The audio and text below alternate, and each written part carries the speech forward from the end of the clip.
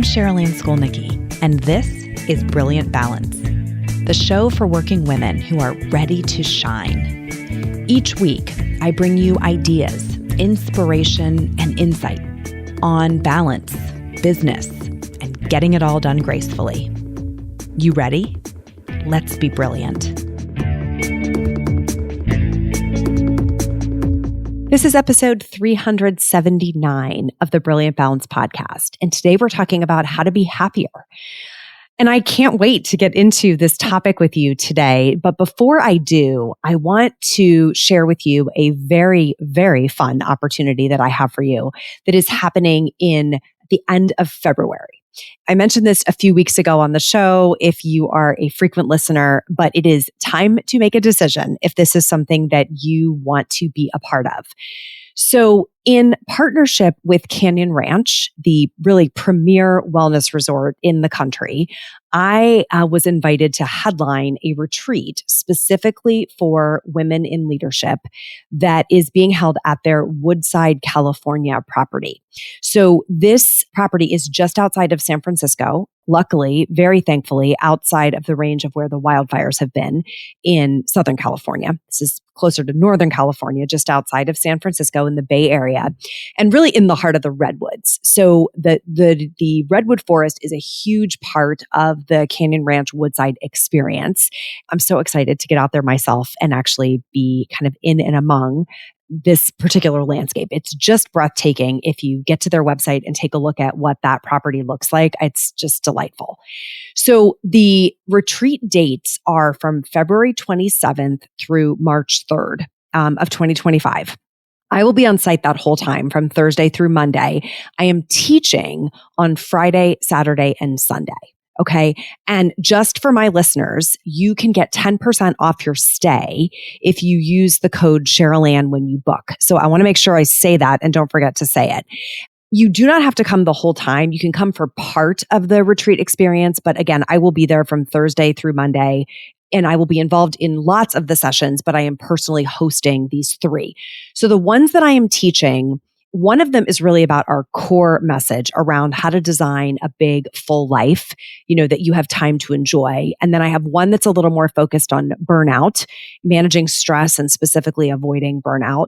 And then another one that's really around the practices of rest, renewal, and reflection, and how, as really ambitious women, it's difficult, right? This is one of the things that we're really challenged by to incorporate into our lives. And so we're going to talk about that and really share best practices on how to build some of those rhythms of renewal into your life on an ongoing basis, not just when you are at a retreat. So Canyon Ranch, if you don't know about the kind of concept overall, is designed to be a holistic wellness experience. So it is so aligned with my personal values and beliefs and the things that I love. The experiences that you can have on site are truly restorative. They are wellness focused. It really is the premier wellness resort in the country and regularly ranked as such. And they have multiple properties around the country. So my code, that Sherilyn code, is good for any stay at any Canyon Ranch property at any time. So I should say that, but I would love for you to consider this particular one where I'm going to be there in person and we can share the experience together. I think that you've probably heard me talk about taking clients to the property in Tucson, Arizona. We do that once a year, typically in the late spring. And that one I am kind of threaded through the whole experience with them for several days. This will be more of an individualized experience for you to get out of it what you can from Canyon Ranch directly. And I will be able to meet you, which will be so fun. And then to have a couple of these joint experiences throughout our time together. So if you are considering it and have any questions, I'm happy to answer them if I can. Of course, you can also call. Canyon Ranch has a great staff.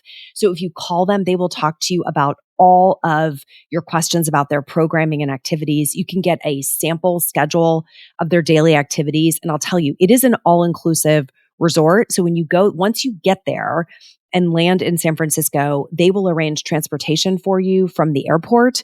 They are really a white glove treatment from the moment you arrive. Your meals are included, your activities and sessions are included. And then there are you have a daily activities allowance for some of the premium activities like spa services that's included.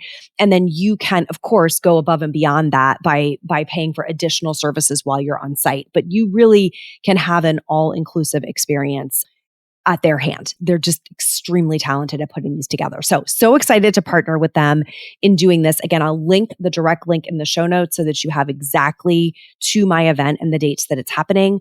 And remember to make sure you're using that code Cheryl-Ann so that you can get your 10% off of your stay. Okay.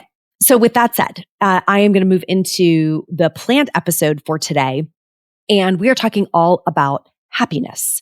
So this is just a favorite topic, right? We are never going to get tired of talking about our desire to be happier. It's probably, if I stopped anyone on the street and said, what do you want? People would say, I want to be happy. And if we said, what do you want for your children? People would say, I want them to be happy, right? Like it's such a core human desire that we have. I have been watching Ted Lasso with my husband because my husband somehow missed Ted Lasso the entire first time through. So we've been watching episodes and I was reminded of one of my favorite lines from that whole show, which is, don't you dare settle for fine, right? Roy Kent kind of famously says it to Rebecca, and he's talking about not settling, right? And I hate settling. I hate the idea of settling. I fundamentally believe that we shouldn't settle, but we do, right? We regularly settle for like a level of happiness or fulfillment that is below our personal threshold. We convince ourselves that we're fine, right? It's fine. I'm fine. Everything's fine. It's like a meme. It's so common that we say it. When what we really want, to paraphrase Roy Kent, is a life that makes us feel like we've been struck by lightning. Right? We want to be lit up. We want this kind of magical existence. We want to feel all the juice of a life really well lived. And we get tangled up in, can we really have it? And one reason that I think we settle and we get confused about why we're not happier is that we confuse two different types of happiness. There are actually two distinct types of happiness, categories, if you will, of happiness. And we cultivate them differently. Okay. The one that I think most of us are talking about when we say, we think we're talking about when we say we want to be happier is called hedonic happiness, right? Hedonic happiness is achieved through pleasure or enjoyment, right? It's the having fun version of happiness. And most of us think about that kind of happiness when we think about the word, right? We're thinking about having a good time. We're thinking about things that make us laugh and smile. And often there's a short-term satisfaction that comes from the pursuit of hedonic happiness. And so what happens is we get a quick hit of it from something, and then we chase the next one. And this puts us on what has come to be referred to as the hedonic treadmill. So if you picture yourself kind of running on a treadmill, right? It's like, man, I just get one pleasure. I have a great meal, for example. It's over. I want the next one, right? So, then maybe it's a cocktail. Now I want the next one. Now I want to watch a show. Now I wake up the next day. It's like, oh, I have to go to social media. I need to go shopping. Like there's this kind of relentlessness in the hedonic treadmill because we're pursuing a type of happiness that doesn't last. Right? It is important to have and we love it, but it doesn't last by definition. It's fleeting. Okay. So we can end up chasing hedonic happiness or hedonic pleasure forever. But there is a second type of happiness. It's called eudaimonic happiness, which is spelled, I'm going to spell it for you because I want you to be able to picture this word in your head. It's EUDAIMONIC. Now I sound like I'm in the spelling bee. Okay.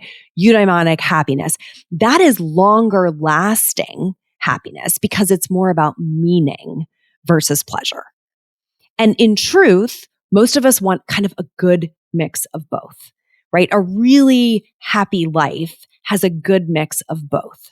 So if we exclusively pursue hedonic happiness, we're like kids, right? We have like a short-term pleasure cycle and we have a lot of fun, but it doesn't necessarily lend itself well to meeting our long-term goals or to making progress or to growth. On the other hand, if we exclusively pursue eudaimonic happiness, then we can have this kind of ultra long-term focus, like delayed gratification, that can sacrifice all the short-term pleasures, all the sweetness that kind of provide those daily bits of joy. And that is no fun. That's where we're sort of constantly delaying our gratification until, right, air quotes, until we finish whatever this hard thing is that we're currently doing, right? I'll rest when I finish this project, I get the house cleaned up, I make the next promotion at work, I finish this thing that I've been working at. Like, we're just constantly delaying anything that's fun, and we've forgotten how to live a little. Okay. So we want a good mix of both. And I want you to check in with yourself and kind of ask, okay, if I want to be happier, am I actually in need of more hedonic happiness? Have I robbed myself of all of the pleasures of life and just kind of become a workhorse?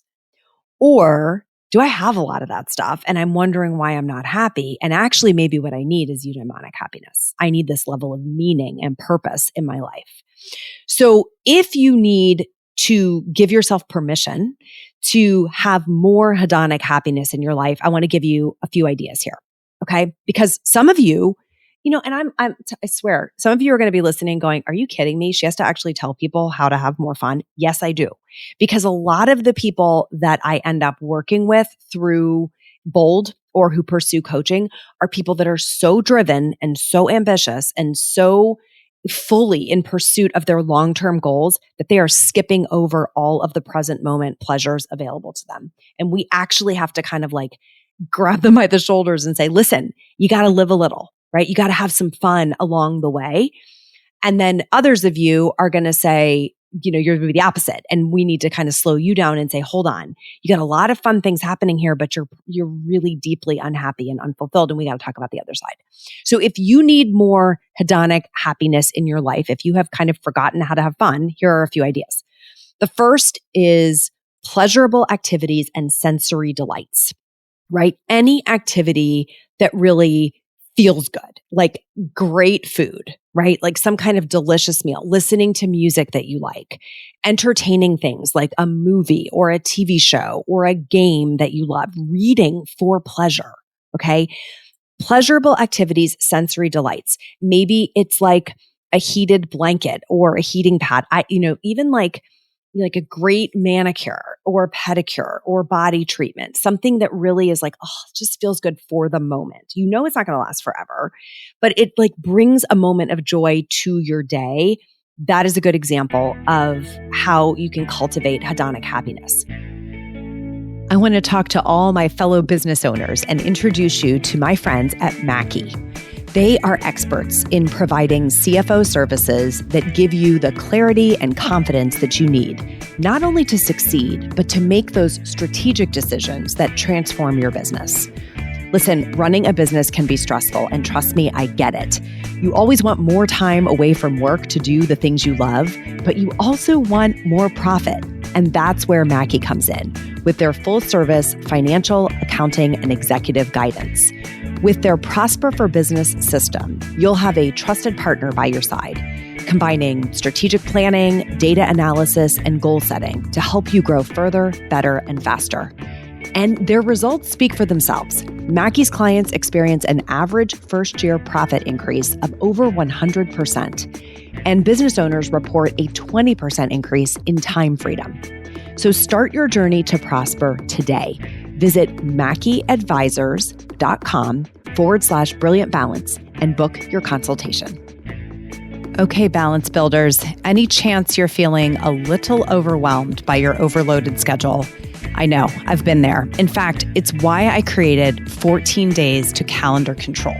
This is my step-by-step program where I share my personal system and set of tools to help you transform your chaotic weeks into easy breezy ones. Okay, maybe not easy breezy, but at least edited and organized. Listen, there's training, templates, and tools in there to help you get things under control quickly. Say goodbye to constant conflicts and chronic rushing, and say hello to calendar control. Curious? Head to brilliant-balance.com/calendar for instant access. That's brilliant-balance.com/calendar. Now back to the show. Stuff, believe it or not, the fun stuff that we love to have around us can really bring us hedonic happiness. So surrounding yourself with the things that, remember when Marie Kondo said we wanted things that spark joy? Like, don't have anything in your house that doesn't spark joy.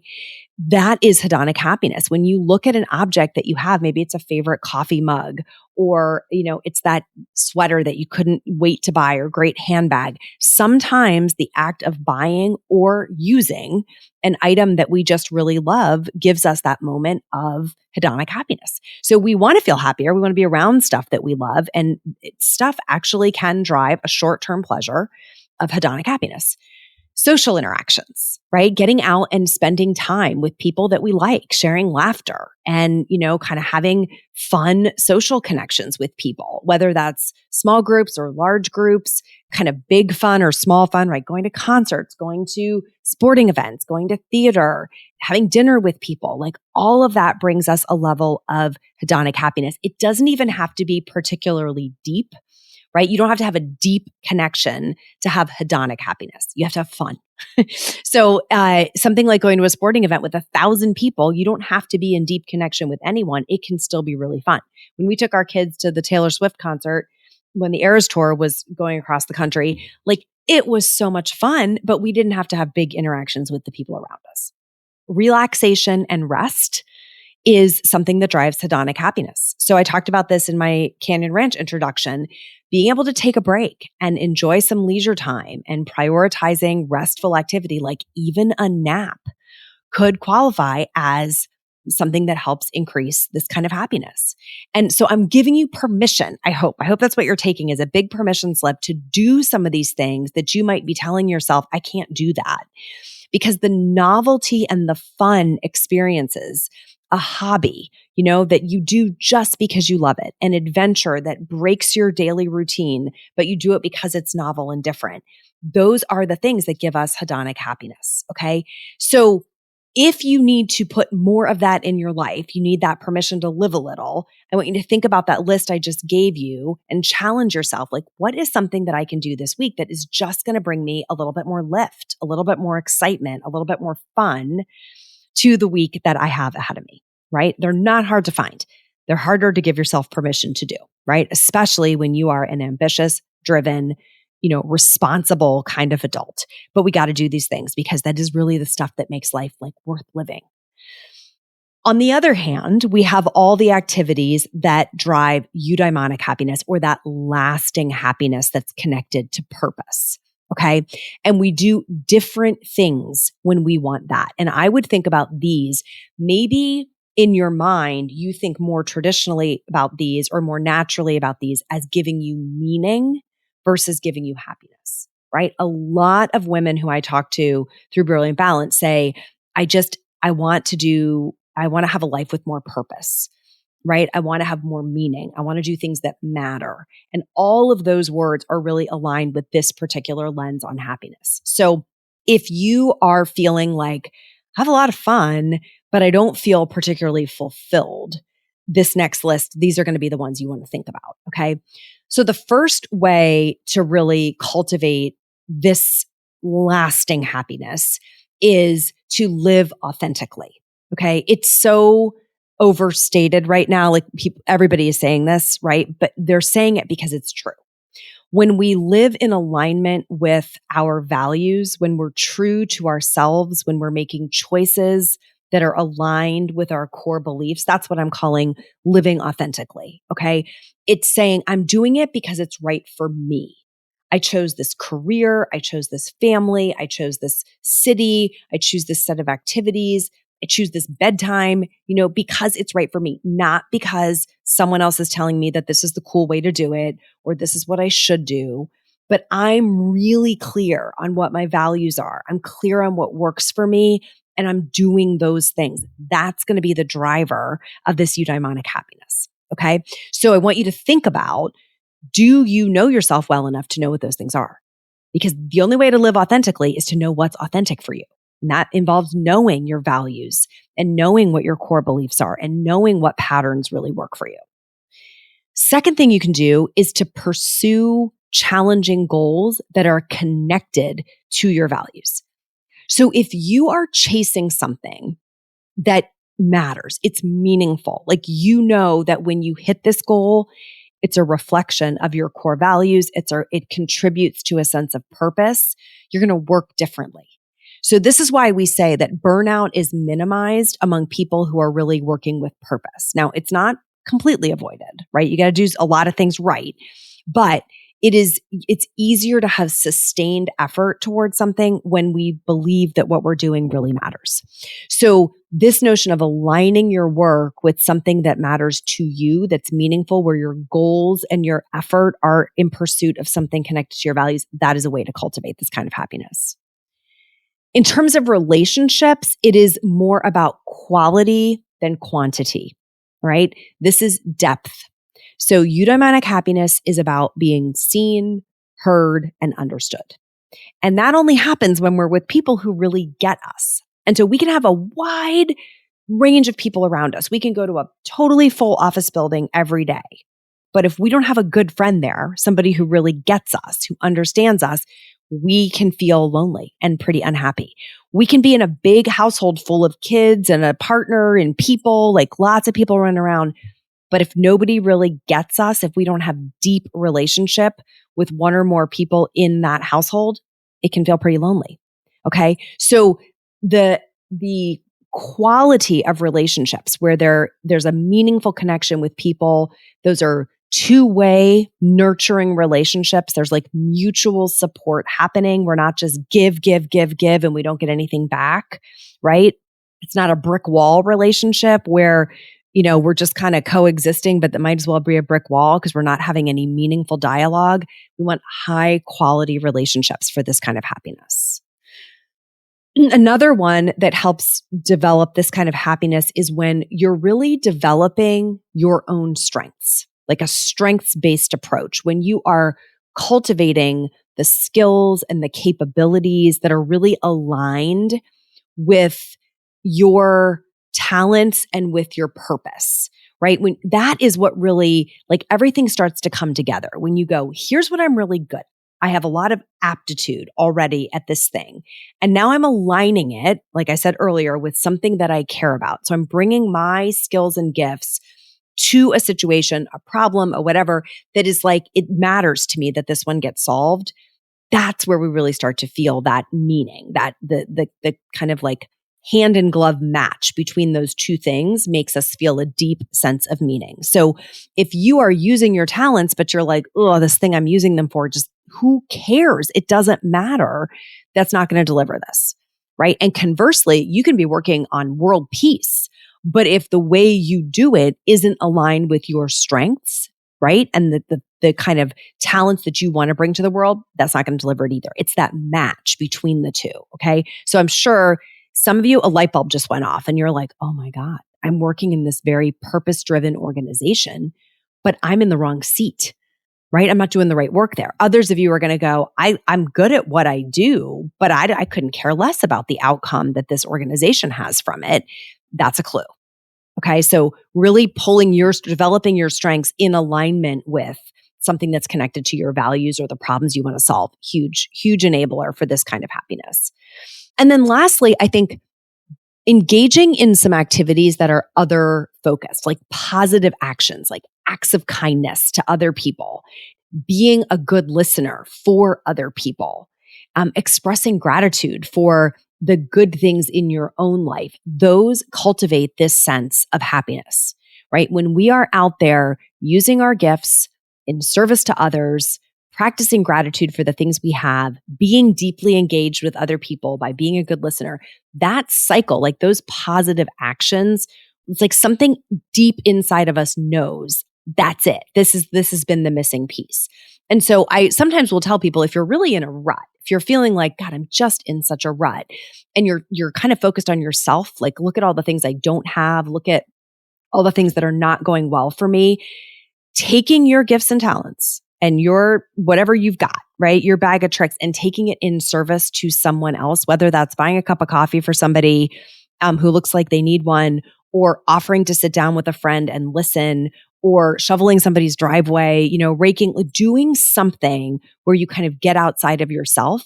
Huge shortcut to really feeling this type of happiness. Okay.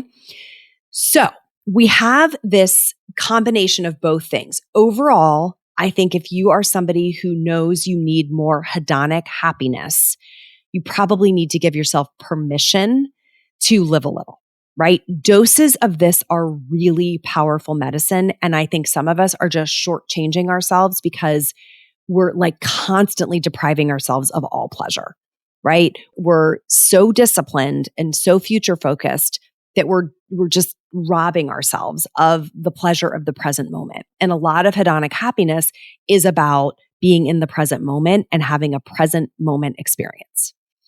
On the other hand, if you need more eudaimonic happiness and you really are like, I need meaning, you probably are going to need to cultivate more self-awareness because we have to know ourselves well enough to know what lights us up, right? We can't go use our gifts and talents if we don't know what they are.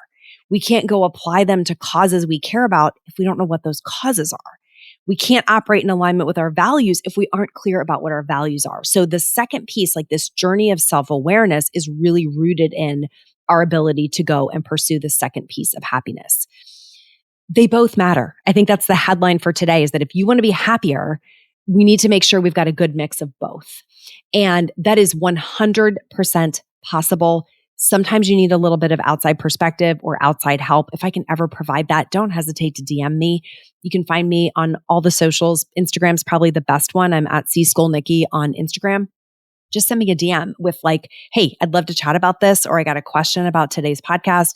If you get our podcast updates by email, you can always also just reply to one of those emails and my team will get that to me. And I do love to hear from you. I love to hear from listeners who had something spark in an episode and they're like, you know what? I'm just going to be brave and actually take her up on that offer to ask a question about this. And those are the two easiest ways to get to me these days. And I really do love to hear from you. So please consider, which of these two types of happiness do you need to cultivate more of, and take a step in that direction using one of the many ideas that I gave with you today. And then don't forget Canyon Ranch, which we talked about back at the very beginning of the episode. Take a look at what I've shared in the show notes in terms of the link to my stay. You can also just Google my name and Canyon Ranch. It'll come up. And if you get to this event at Woodside and take a look and you decide to come, I would love to meet you when you're there. So make sure you tell me when you're there, hey, I'm a podcast listener. That's why I decided to come. And I'm really excited to get to spend a little bit of time with you in the redwoods of California. That is all for today, my friends. Till next time, let's be brilliant.